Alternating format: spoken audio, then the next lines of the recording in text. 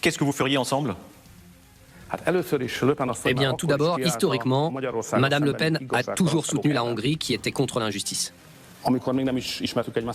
Mais on ne se connaissait même pas encore personnellement. Elle a toujours soutenu la position des États souverains.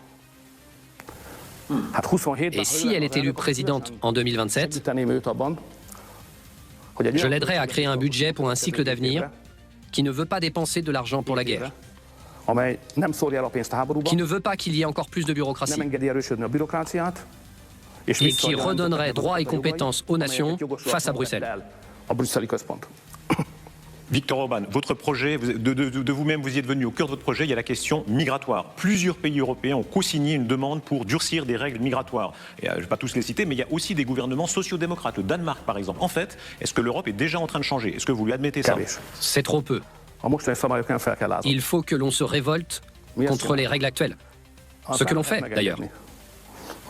On ne peut pas permettre que des migrants, tout simplement, fassent le désordre dans nos rues. Qu'ils entrent dans notre pays, sans permis. Qu'ils soient violents envers nos femmes. Qu'il y ait de l'homophobie, de l'antisémitisme. C'est inacceptable. Inacceptable. On ne peut pas. On ne peut pas rester les bras ballants et rester juridico-juridique. Non, il y a une solution. Il ne faut pas les laisser entrer. Mais Viktor Orban, là-dessus, d'autres vous suivent, y compris des sociodémocrates. En revanche, vous allez beaucoup plus loin. Quand vous affirmez, je vous cite, c'était en 2022 déjà, vous dites « Nous ne voulons pas être une race mixte avec des non-européens ». Est-ce que c'est une conception ethnique et, pour dire les choses, raciste? Non. J'ai un concept culturel de l'Europe. Elle doit garder ses propres valeurs, ses racines chrétiennes. Et rien ne doit mettre cela en danger. Ah, pardon. Quand vous dites race... Quand vous dites race mixte, race, évidemment, quand on entend ça en 2025, ça résonne. Il faut lire la Constitution américaine. Et vous ne serez plus surpris, parce qu'en fait, cela peut signifier des choses très différentes selon les contextes. Et c'est un contexte très différent. Mais sur le fond, ça veut dire quoi alors? Ça veut dire quoi sur le fond? Cela veut dire que l'Europe a des peuples autochtones. Et on ne peut pas permettre que les nouveaux venus soient majoritaires. Nous avons nos cultures, nos traditions, nos histoires. Et c'est ce qui doit définir l'avenir de l'Europe. Alors, qu'est-ce que vous faites? Pardon, vous avez une natalité qui a encore baissé. Vous vouliez faire monter la fécondité, vous avez échoué. Je crois que vous êtes tombé à 1,38, etc. Est-ce que ça veut dire que vous êtes prêt à décroître, que l'Europe devienne toujours plus petite? Parce qu'il n'y a pas 1000 solutions. Si ce n'est pas la natalité, c'est la migration. Moi, je ne peux parler qu'au nom des Hongrois.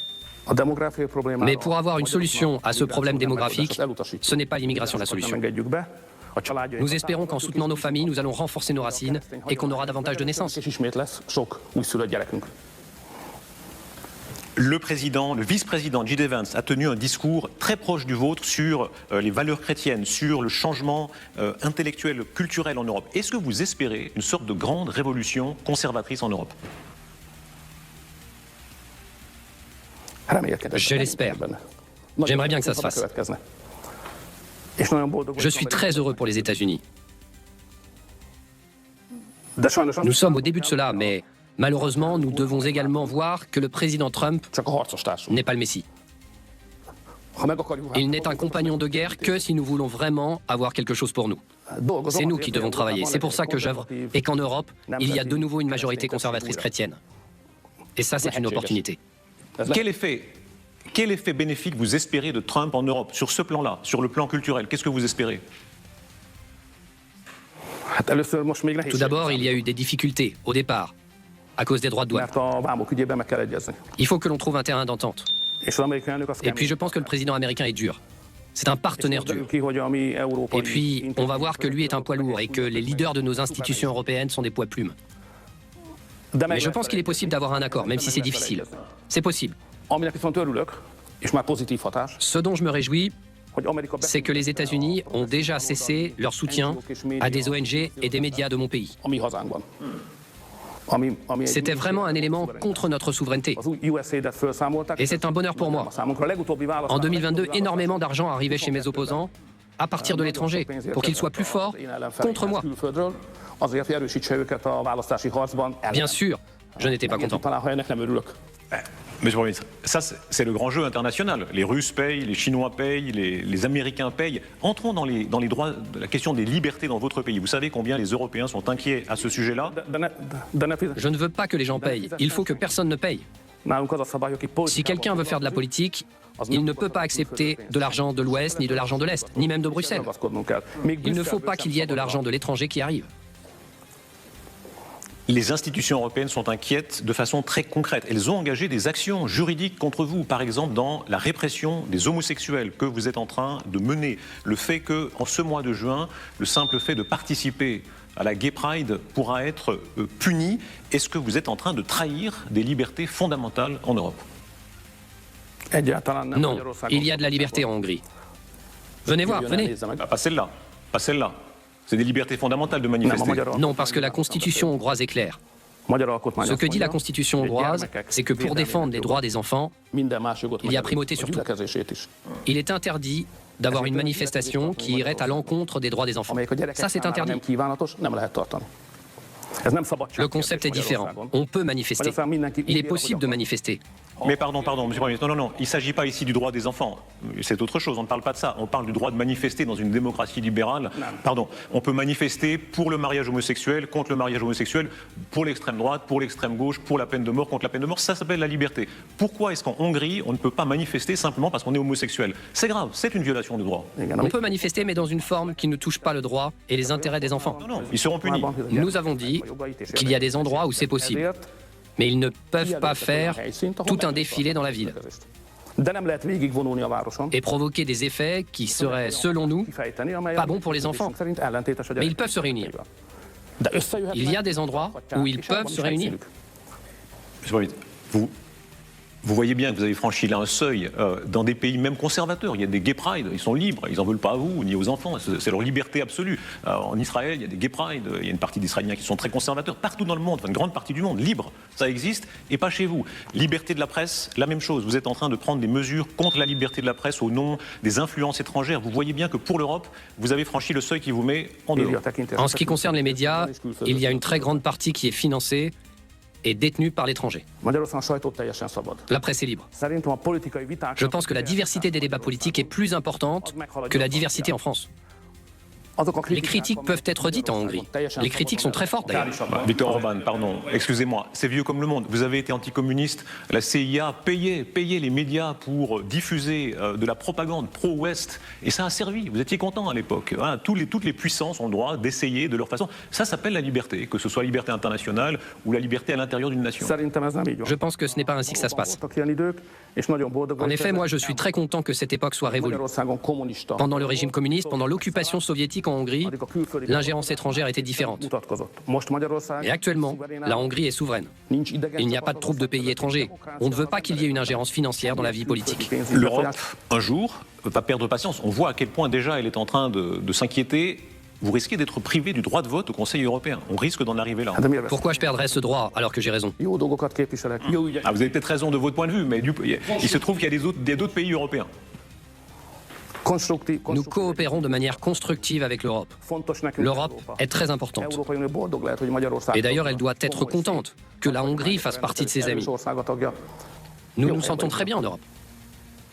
Est-ce que c'est une illusion réactionnaire? Vous aimez bien le général de Gaulle. Vous savez que le général de Gaulle était conservateur sur certains plans. Il était même contre la pilule, mais il a évolué. On ne peut pas retenir les mœurs. Les mœurs ont changé. En réalité, est-ce que vous êtes un réactionnaire? Nous n'utilisons pas ce mot de la même manière en Hongrie.